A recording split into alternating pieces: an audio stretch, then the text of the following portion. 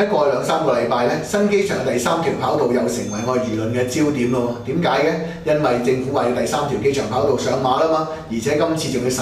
1500億咁滯。喂，唔好唔記得喎，高鐵都係使咗700幾億啫喎，點解起條機場跑道要使咁多錢呢？咁喺政府嘅決策過程之中，究竟有冇問過公眾嘅意見，有問過相關業界嘅意見嘅？咁亦都可以話，以前嚟講咧，政府一直嘅做法就係話，凡親呢啲咁技術性嘅問題咧，佢好簡單，片言隻語交代就算數啦。甚至係俾立法會嘅文件咧，都係啲好簡單嘅文件，或者啲技術上嘅數據，因為佢會點啊？蝦我哋唔識啊嘛，我哋睇幾都睇唔明啊嘛。咁但係啦，冇錯，我係明白啲基建項目中間涉及好多複雜嘅工程設計啊，以至成本效益嘅計算啦。咁但係代唔代表我哋公眾就唔可以出聲，冇知情權咧？呢度係兩件完全唔同嘅事嚟嘅。點解嘅？最簡單嘅問題啦，呢千幾億究竟邊度嚟嘅先？梁振英私人捐款啦，定係機管局歷年嘅盈餘啦，定係我哋市民本身嘅稅款咧？如果係嚟自大部分係嚟自我哋市民本身嘅稅項嘅話咧，我哋市民絕對有個知情權去理解點解我哋要起呢一個機場跑道，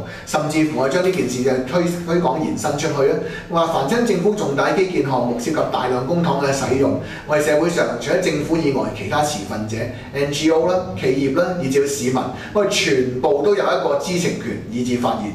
個問題核心係究竟我哋發言權同知情權可以去到邊個層次嘅啫？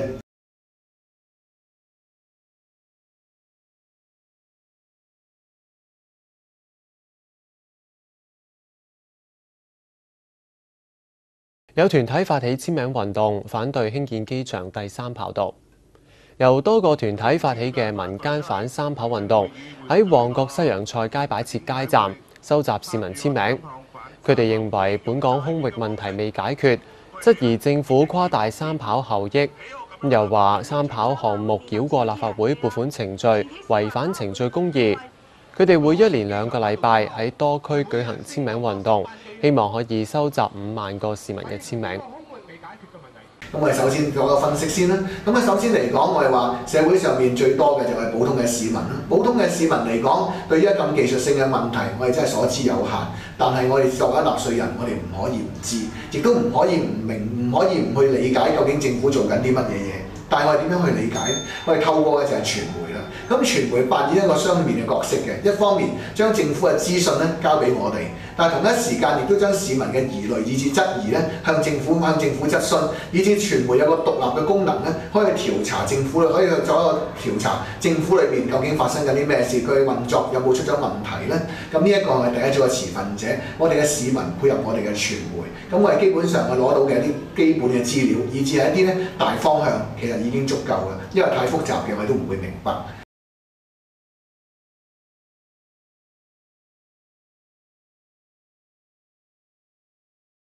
但係除咗我哋嘅市民之外咧，咁我哋其他持份者，例如我哋嘅企業咧，你唔好唔記得喎，我哋傳統嘅4大支柱產業，物流啊、航空交通啊、運輸啊，以至到我哋嘅旅遊，全部同我哋嘅機場好有關係喎。呢啲行業嘅從業員，究竟呢啲行業嘅從業員啦，佢哋嘅負責人啦，對於機場嘅規劃同我哋息息相關喎，佢絕對需要一個知情權。咁以至於我哋講緊新嘅6大優勢產業裏邊，無論我哋講嘅醫療旅遊啊，以至到我哋嘅私營教育啊、文化交流啊、創意產業啊，呢啲全部都同外國有好多聯繫同合作嘅。我哋冇一個好嘅機場，冇有效率嘅機場咧，根本係做唔到嘅。所以我哋新興嘅6大產業咧，亦都同我哋嘅機場機場嘅運輸咧係息息相關。喺咁嘅情況之下，亦即係話我哋企業唔同嘅持份者嚟講咧，喺企業方面嚟講咧，我哋絕對需要咧對個機場嘅發展有一個知情權。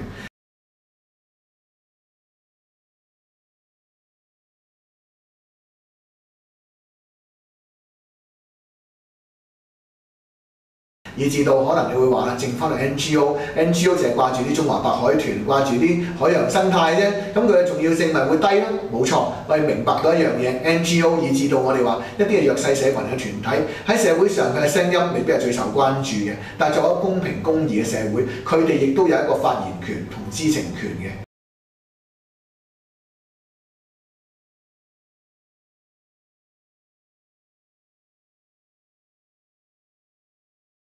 咁簡單嚟講，究竟我哋對於呢一啲政府嘅基建工程，究竟我哋有幾大嘅發言權，我哋有幾大嘅知情權，以至到我哋嘅參與程度有幾多咧？我哋可以從唔同嘅向度去睇法嘅。第一件事就係究竟我哋啲資源喺邊度嚟嘅？如果係動用公帑納稅人嘅錢，我哋絕對有個參與權。第二，我哋會睇下呢個項目究竟佢對我哋社會嘅影響有幾深遠？究竟係淨係影響個別業界，一定影響成個社會咧？影響成個社會嘅時候，公眾嘅參與權係無可置疑嘅。去到最後啦，究竟呢啲基建項目喺短期同長期會影響到啲唔同嘅持份者㗎嘛？咁受影響嘅持份者當然就有權發聲啦，以至到督促政府做翻好個補償工作。正因為係咁，就算政府喺幾複雜嘅工程、幾複雜嘅基建，我哋市民、